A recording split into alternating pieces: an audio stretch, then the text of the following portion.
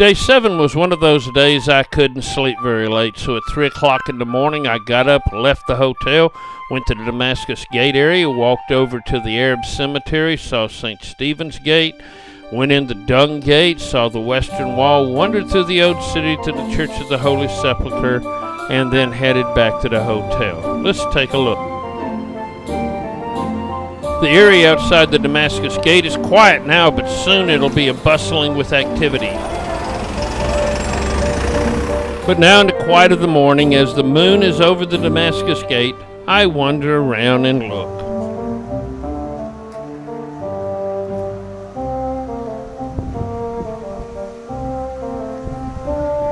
I found it extremely interesting that a for sale sign in a car was all written in English.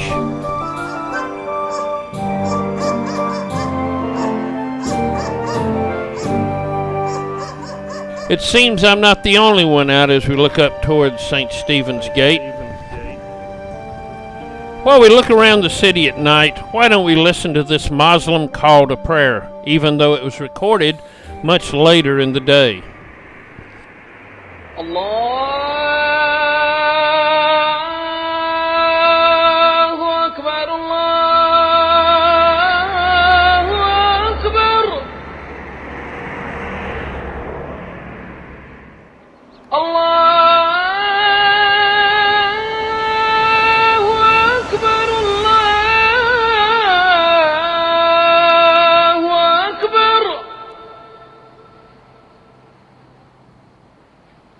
أشهد أن لا إله إلا الله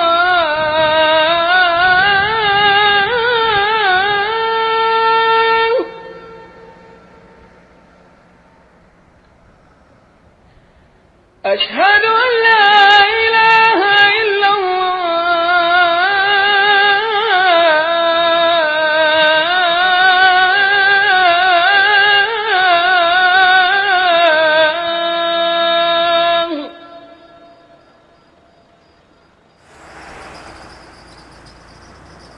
أشهد أن محمدًا رسول الله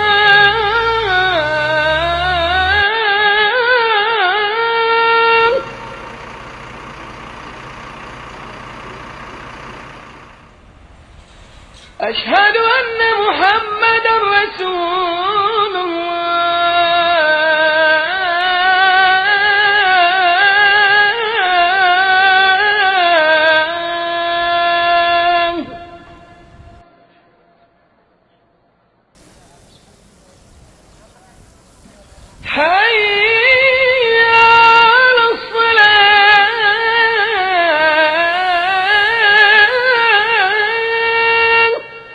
There's a great contrast between the quiet now and the noise when the markets start to really go.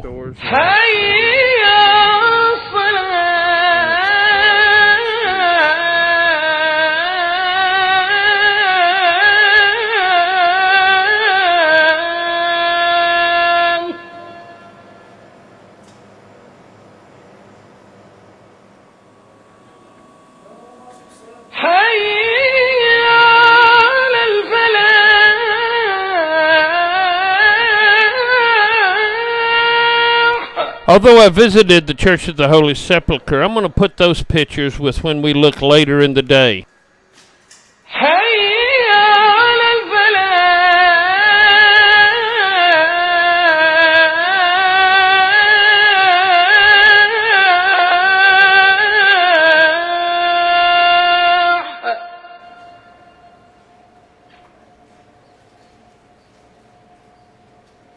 Allahu Akbar, Allahu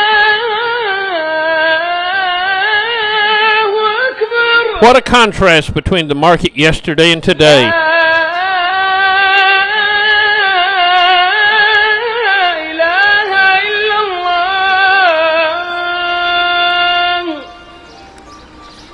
And then as the city comes to life and the bread sellers come out, it's time for me to head to the hotel. Along the way, I'll stop and see some of the ruins from the third wall, the furthest north wall of the city during the time just after Jesus. I'll also look at the American consulate, but they really don't like pictures being taken, and I was told as much. Then it's back to the hotel and off with the group. Let's look at what we'll be doing today. Today we will be touring the Old City. We'll leave the hotel, drive back over to the Dung Gate, go in and go to the Temple Mount where we'll see the Al-Aqsa Mosque and the Dome of the Rock. Wander around some, see the inside of the Golden Gate, go to St. Stephen's Gate, go to the Pools of Bethesda, the Church of St. Anne, the Sisters of Zion Convent, go to the Church of the Holy Sepulchre where Jesus was crucified and rose from the dead, wander through the Old City some, and eventually end up at St. Peter in Gallicantu and the overlook there before heading back on the bus to the hotel. Let's get started. The Jewish religious leaders forbid Jews to go on the Temple Mount. They don't know where the Holy of Holies was, but we go through the checkpoint and out onto the Temple Mount. As we go up to the Temple Mount, we see the Western Wall and bar mitzvahs going on. The Temple Mount, or Haram el-Sharif as the Arabs call it, is a complicated structure. As you can see from this drawing, it was a round hill that's been made square. The round hill was bought by David from Araunah. His son Solomon in 950 built a temple here, and that temple was destroyed by Nebuchadnezzar in 587. In 520, Zerubbabel returned and rebuilt the temple, much smaller. Then it was added to from 20 BC till 64 AD by Herod and others, destroyed only 6 years later by Titus and never rebuilt. Eventually, when the Muslims came, they called it the Haram el-Sharif, the holy place of God, and they built here the Al-Aqsa Mosque for worship and the Dome of the Rock as a shrine marking the place where Muhammad ascended to heaven. This is the third holiest place for Muslims. During the Crusader time, both the Dome of the Rock and the Al-Aqsa Mosque were turned into churches. They've now been converted back to Muslim shrines, and even though Israel controls all of Jerusalem currently, the Arabs of Jordan still control the Haram el-Sharif. Let's have a look around. As we said before, Herod took and enlarged the facility by building a retaining wall around that round hill and making it huge. 20 football fields could fit on top of it now. Many different events happened here in biblical history. Abraham almost sacrificed Isaac here according to the Jews, and Ishmael according to the Arabs. This is the place where John the Baptist's birth was announced. This is the place where Jesus was dedicated. This is the cleansing of the temple place where Jesus got in so much trouble. He taught here regularly, and it's where Paul was arrested before being sent to Rome. We'll not be allowed to go into the Al-Aqsa Mosque because of the sensitivity of the area, but here are some pictures from inside from previous trips.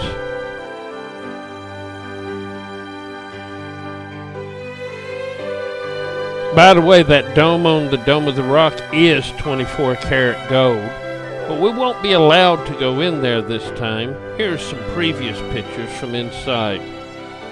This is the rock that is inside it, that Muhammad supposedly went to heaven on, and this is the Well of Souls, the chamber underneath it. We could spend an hour just looking around the Temple Mount on video, but let's just look around some that we have time for. The water closet or bathroom is kind of interesting also, with places to wash up and a Turkish toilet, 2 places to put your feet and a hole in the ground to hit. Now we take a look at the inside of the Golden Gate, the main entrance from the east to the Temple Mount.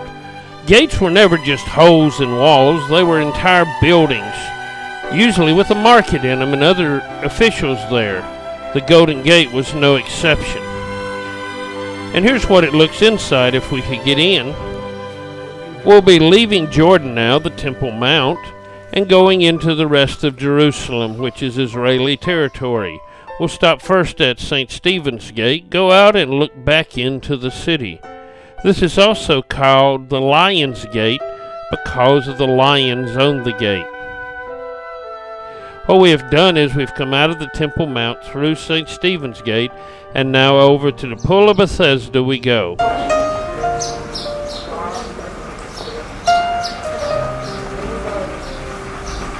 This is what the pool looked like in the time of Jesus. Only the yellow part has actually been excavated, though.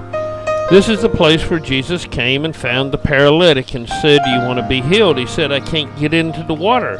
Jesus said, "Take up your pallet and walk."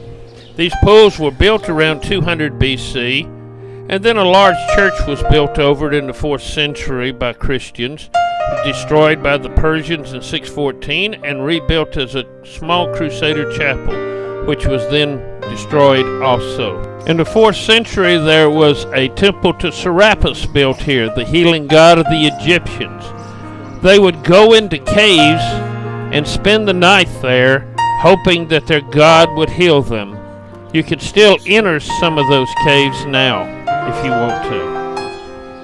Serapis area in front, Crusader church in back.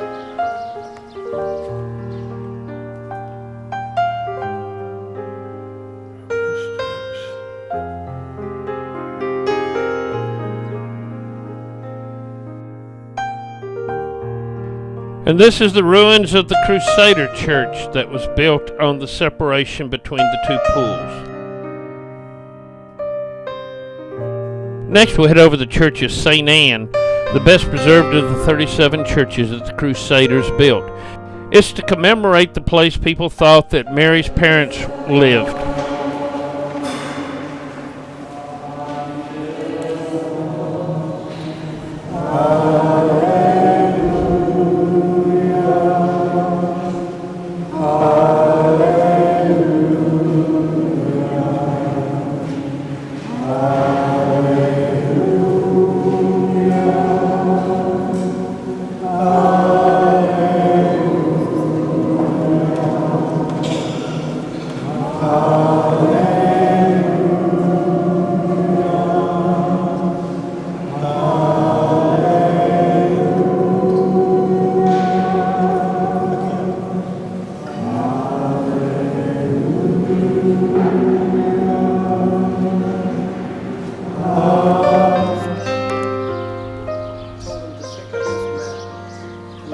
Blessed are those who do not see yet believe. So, Father, we thank you for. I saw that, Deborah. You touched.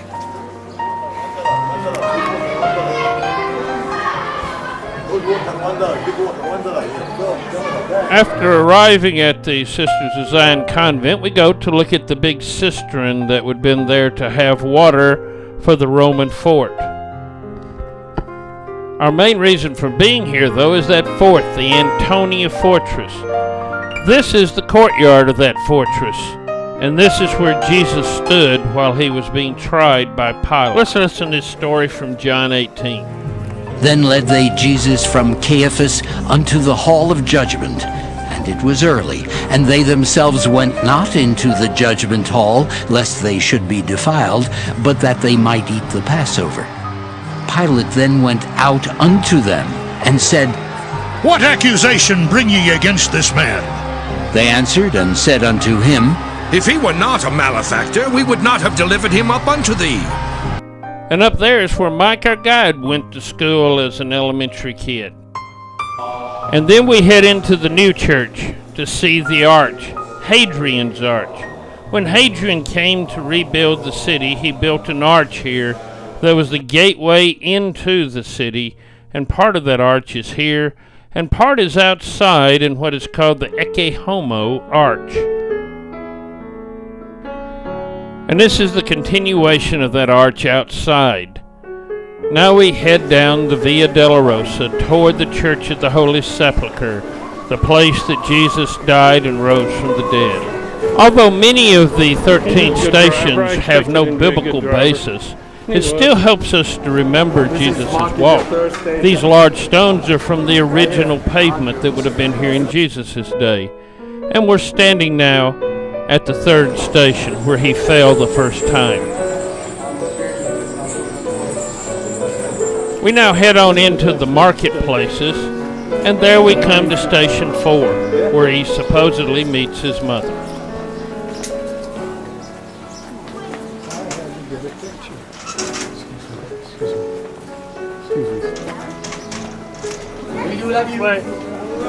Continuing on, we come to Station 5, where Simon the Cyrene takes up the cross.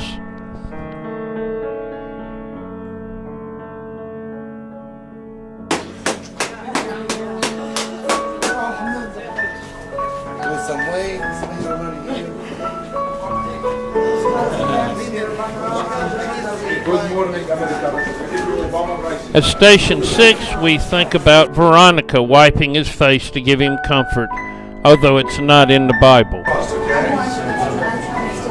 we have reached station number 7 over there. And then once we are outside that arch, you see that? That means we are outside of the Dagenev gate. That means Hell's Gate. And we are outside the walls of Jerusalem in the time of Jesus. Station 7 commemorates that he fell a second time. Again, not in the Bible.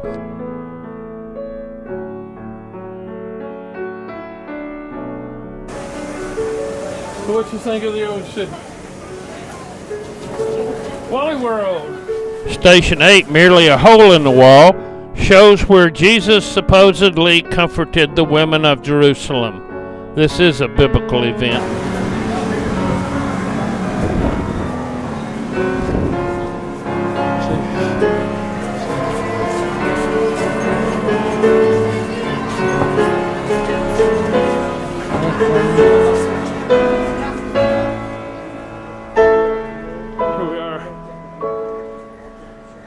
We've now departed from the route, but if we'd have followed it, Station 9, this column, would have marked the place where he fell the third time.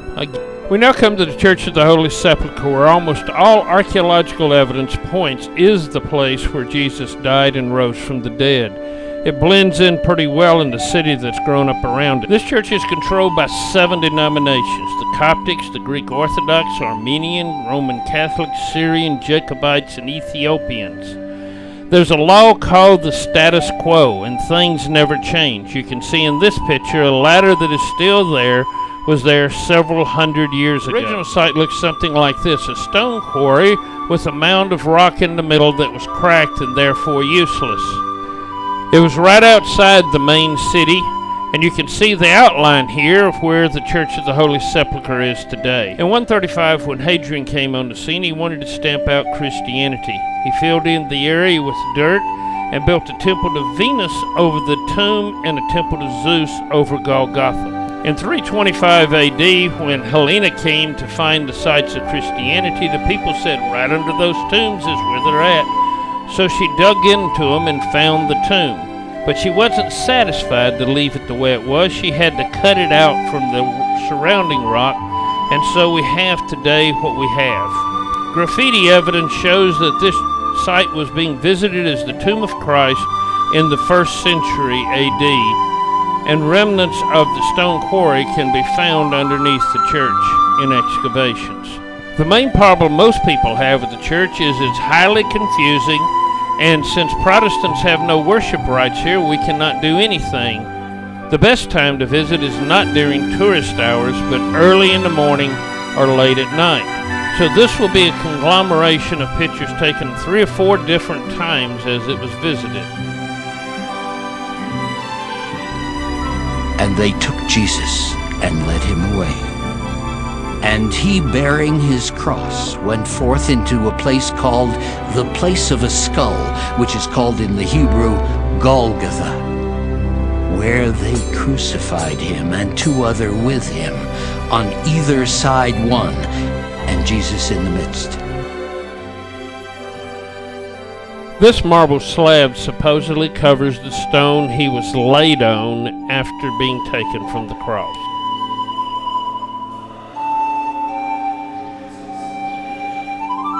We also find 1st century coquine tombs in the church, indicating this was a 1st century burial place. Then took they the body of Jesus, and wound it in linen clothes with the spices, as the manner of the Jews is to bury. Now in the place where he was crucified there was a garden, and in the garden a new sepulchre, wherein was never man yet laid. There laid they Jesus therefore. Why don't we go on in and enter the tomb? The first chamber you come to is the chamber of the angel. This is where the angel was sitting when Mary and the other women came to look for Jesus. And in the back is where he was laid, but then he was gone. Now upon the first day of the week, very early in the morning, they came unto the sepulchre, bringing the spices which they had prepared, and certain others with them. And they found the stone rolled away from the sepulchre. And they entered in, and found not the body of the Lord Jesus. And it came to pass, as they were much perplexed thereabout, behold, 2 men stood by them in shining garments. And as they were afraid, and bowed down their faces to the earth, they said unto them, Why seek ye the living among the dead? He is not here, but is risen.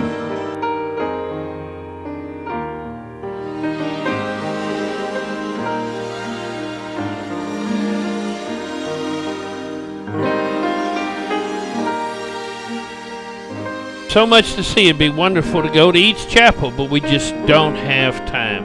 Let's look at a few, and then it'll be time to go.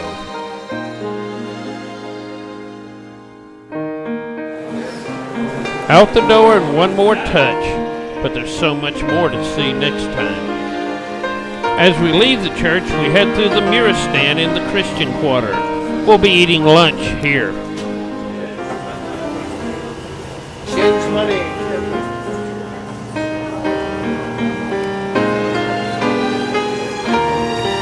Andy fell in love with the falafel.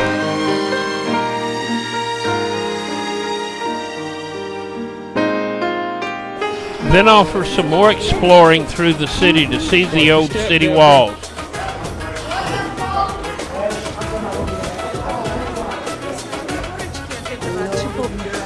Look at the candy. Well, he told me my mail would be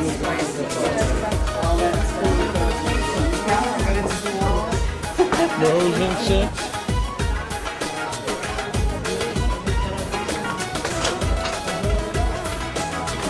Then we enter the modern incarnation of the Cardo. It's a high-class shopping mall now. On that stone, the black stone, see the black stone over there? We've come here to look at the old walls of Jerusalem. The walls have been destroyed and rebuilt several times, and the wall line has moved northward each time. Here we can see outlines of some of the stores that would have been here during Roman times. And this is a reconstruction of what the Cardo would have looked like in Roman times. Now we come to Hezekiah's Broad Wall. He built this to take in the immigrants from Samaria when it fell.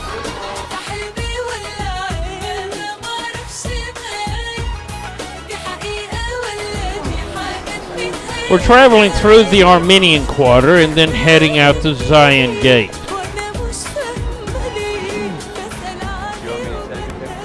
Our target is St. Peter in Gallicantu, which means St. Peter of the Cockcrow. This is the place where Caiaphas' house was. This is where Jesus was held in prison and tried. This is where Peter denied he knew him 3 times. And they that had laid hold on Jesus led him away to Caiaphas the high priest, where the scribes and the elders were assembled. Now the chief priests and elders and all the council sought false witness against Jesus to put him to death, but found none. And the high priest arose and said unto him, Answerest thou nothing? What is it which these witness against thee? But Jesus held his peace. And the high priest answered and said unto him, I adjure thee by the living God, that thou tell us whether thou be the Christ, the Son of God.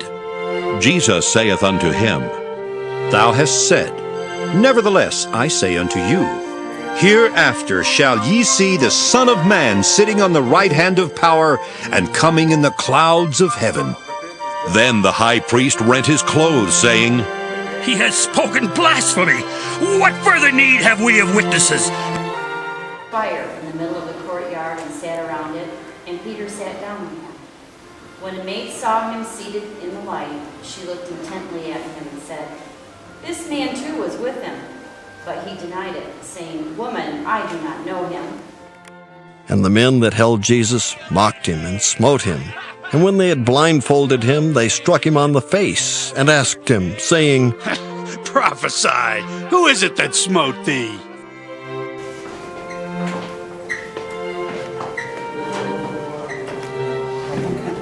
I want to take class because I want to stay up here. Facing lectures.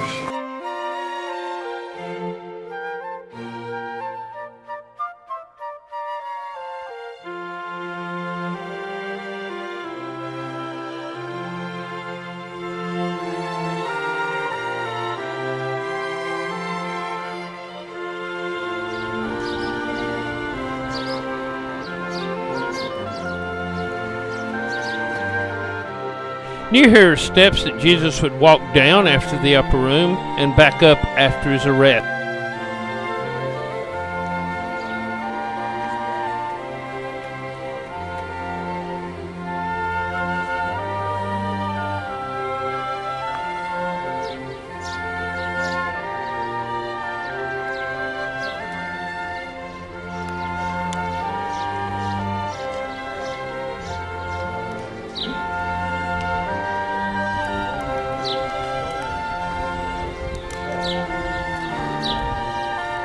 And as always, Deborah had to touch, but most everybody else did also.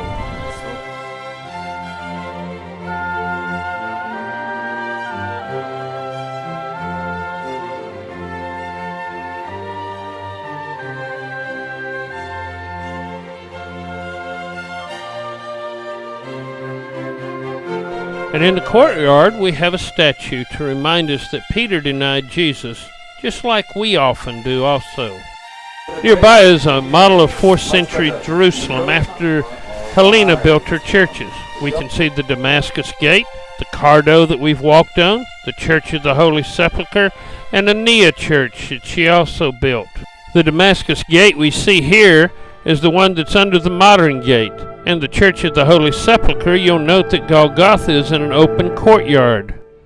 The Nia Church is now in ruin. At the observation point, we have a good view of the city, Silwan. The Haas Promenade will be there on the last day, looking back on the city.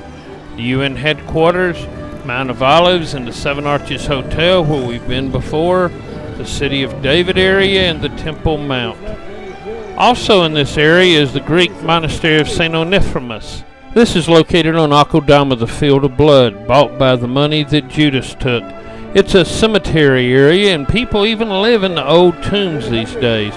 Then there's the Hinnon Valley.